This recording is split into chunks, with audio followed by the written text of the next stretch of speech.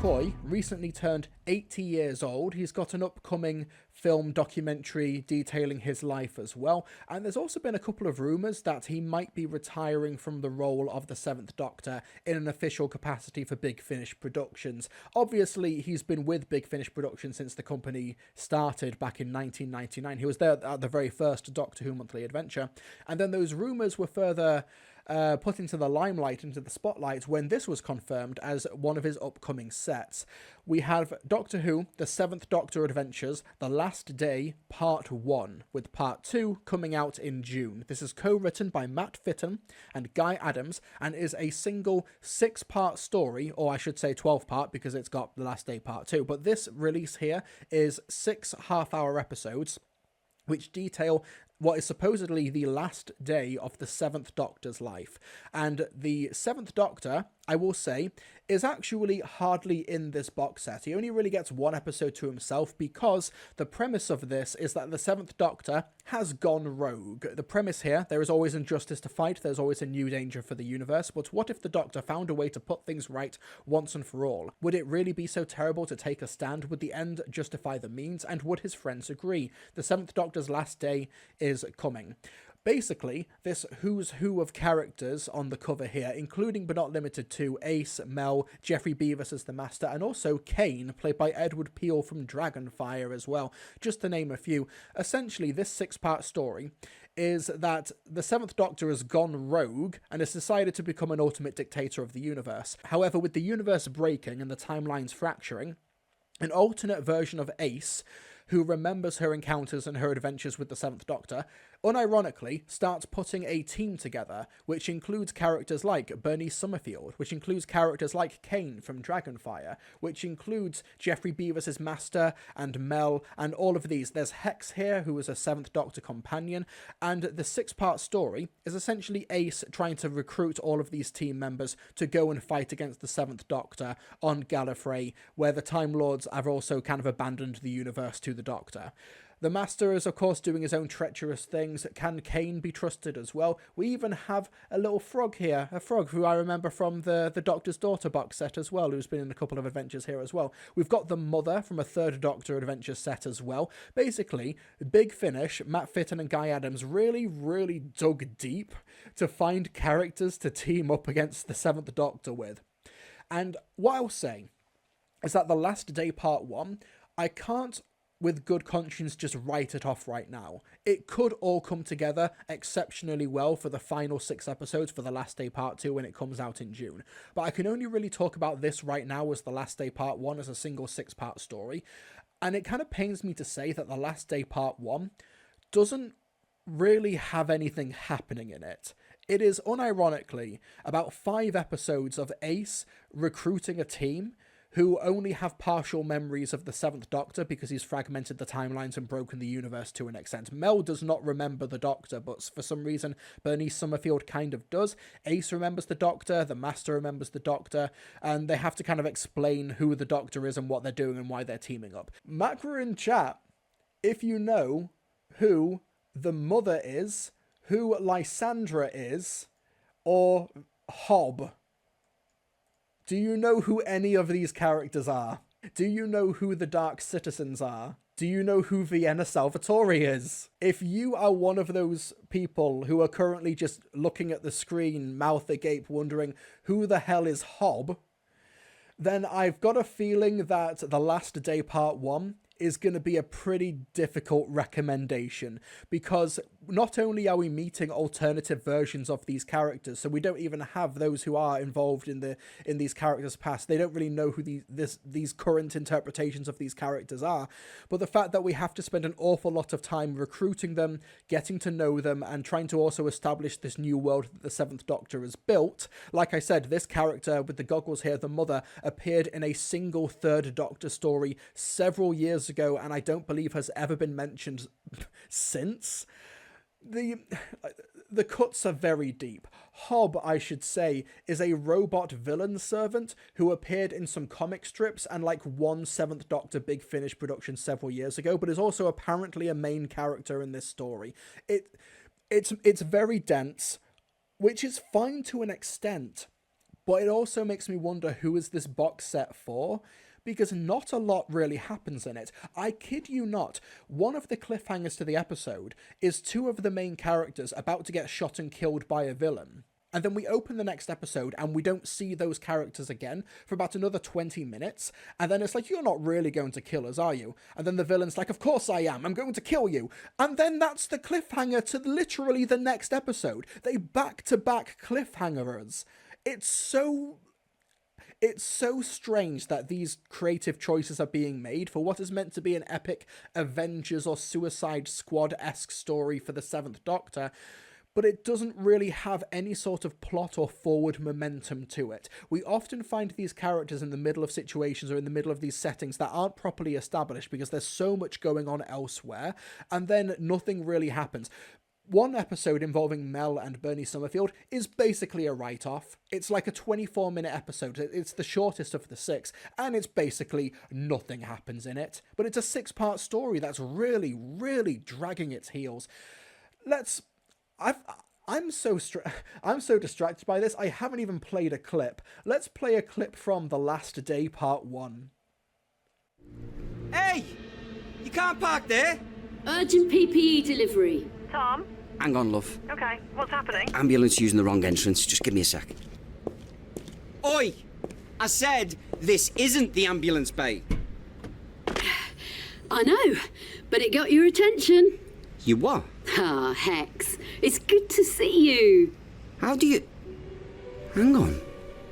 What are you wearing? Face mask? Can't be too careful. Not the mask. The jacket? Tommy? Who's there? Tommy? Someone's turned up, dressed like the woman in my dreams. Is this a not very subtle way of dumping me? Is that the missus? How fast can she get here? She can't. I mean, she's busy. Sal, I don't know what's going on here. Still, we had 20-odd years. Who am I to argue with destiny? Look, either Sergeant Barbie's coming or she's not. What did she say? Sorry, who are you and what do you want? There you go, read that. Hospital Trust Inspector. Perfect, yes, that'll do. So, can we take this to your office? Nobody told me you were coming. Hang on, I'm at the checkpoint. There's something going on. Everyone's moving out. You're busy, love. You do what you have to do. I'll see what this is and I'll call you later. I'll fetch the kids back. Okay, just be careful. Grab my other case, will you? Oh, come on, Hex. I haven't time to hang around while you do domestics. Bye, love. Okay. Why did you come in an ambulance? It was in for repair. Time ring was a bit off, so I patched it up and drove it over. Handy to carry my kit. Time ring? Hey, what's in these cases? What's it all for? I'm hoping it'll set you free.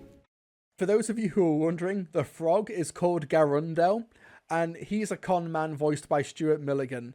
I've heard him in a Doctor's Daughter story as well. He's pretty fun and pretty charming, but out of all of the characters you could have had in a 7th Doctor assembly line, it's a bit strange. You do have Kane as well from Dragonfire, and it's basically a massive, massive hodgepodge here. Now, The Last Day Part 1 is not without merit. There is one episode that is basically just following the 7th Doctor through a day in his life as the ultimate emperor of this universe that he has created in his image, and it's a really, really great episode with a really thoughtful and subversive cliffhanger ending as well. That's really great. Sylvester McCoy is really relishing the material, but it is just one episode in a 6-part story. But the rest of the narrative is just Ace and a bunch of other delinquents just trying to assemble a crew to go on Gallifrey and find some way to defeat the 7th Doctor. They bring the Master, who will inevitably betray them because he is the Master, and Jeffrey Beavis is really, really good, as he always is. But there's just too much going on here. There's a recruitment scene with Vienna Salvatore that literally goes nowhere, but I can't be too harsh on it because maybe it pans out and it pays off in Last Day Part 2, but as a single, like, 6-part box set of a story, there's hardly any plot here. It's just Ace hopping from world to world recruiting people, and every so often that pacing is interrupted with this insight onto, like, 40-second... Where is Hex from? One sec. Like, there's so many time periods, I'm genuinely sort of, like, losing track of where these characters are from. Where is Hex from? We meet Hex in a, like, future Earth dystopia, which is ruled over by President Ace, who is, like, president of the world and is adopting some isolationist policies, and that stuff's really, really good, but it's, like, constantly being interrupted, and then we also have to get invested in this alternative timeline that Hex... It's like, I don't know who Hex is. I've not listened to all of these box sets involving Hex, Ace, and the Seventh Doctor, and I'm trying my best to follow Doctor Who canon from Big Finish, but even I have my limits, and in The Last Day Part 1, if you don't know who Hex is, if you don't know who this frog person is, if you don't know this mother character who was from a Third Doctor box set released several years ago, or Bernie Summerfield, then you're going to be completely lost here, and it doesn't even give you anything to be invested in this box set, because it's not a complete story, and the story it is telling is just a meandering, like, treadmill. The characters aren't going anywhere. They feel like the status quo at the end of part 1 is the same status quo as the end of part 6, except the characters have moved geographically. That's kind of all that's going on here. Why does Ace have her memories, but Mel doesn't? Why is Mel even here? Like, why couldn't you have just made this a really, really solid 7th Doctor, Master, Mel, Ace, possibly Bernie Summerfield, maybe Hex if you have to? It's so overcrowded, and it's hard to get invested in any of it. It really is hard to, like, trudge your way through this 6-part story, because not only is very little actually happening in a character level, and in order to engage with the characters, you need to have, like, really deep encyclopedic knowledge of what on earth Hob is. Like, I don't know what a Hob is. Like, who's Hob? Like, I feel like, unironically, like Andrew Tate, when he's like, what the fuck is a meep? Like, that's kind of me throughout this 6-part story as well. It's not without merit. Performances are really strong, but it feels like it's really choosing its priorities in such strange ways. I don't understand why these creative decisions have been made. And if you're going to be assembling a ragtag group to take down the 7th Doctor, surely you would want to establish how the 7th Doctor got into this situation in the first place. Like, we're 6 parts into The Last Day Part 1 by the time you listen to this box set, and we don't actually know what the Doctor has done. Like, it's just baffling decision after baffling decision. I just don't get it. I don't get the thought process behind this. I really cannot in good conscience recommend The Last Day Part 1. Wait until Part 2 and then see how this pans out, but so little plot actually happens in The Last Day Part 1 that if Last Day Part 2 is really good, I might have no qualms in just saying, pick up this story with Part 7. And I really shouldn't be having those caveats here. It just seems so strange. Like, the cast are great. The sound design's really good. Jeffrey Beavis is a lot of fun, as you expect him to be, but you have to listen to Dark Universe to understand. Yeah, like, I've been listening to Big Finish regularly for the past 3 years, but even that pretty dense amount of knowledge and releases is not enough to even begin to engage with The Last Day Part 1. Fair enough if they just wanted to make this something for hardcore Big Finish fans, which, you know, that has merit, there's a niche there, I understand it.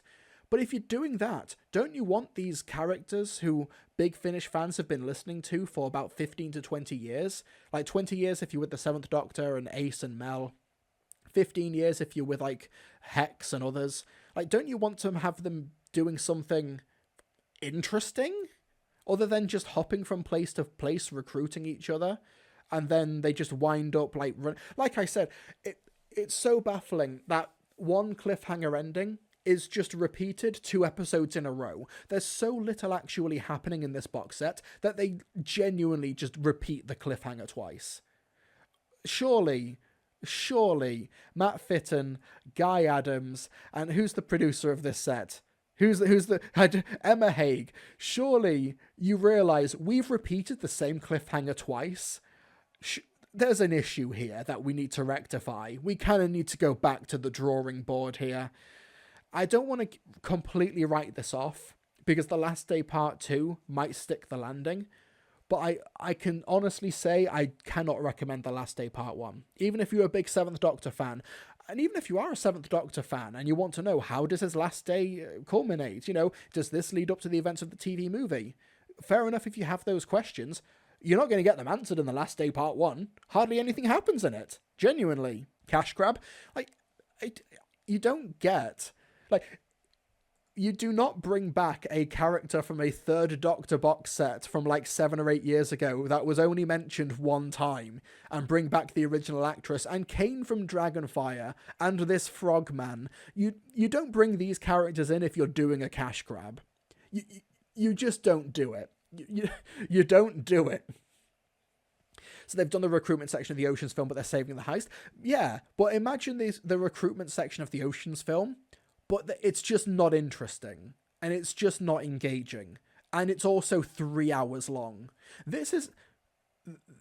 We're dealing with 6 25 to 30 minute episodes. It's a long box set. It's so laborious because nothing's happening in it. It was genuinely exhausting listening to it. I'm sorry.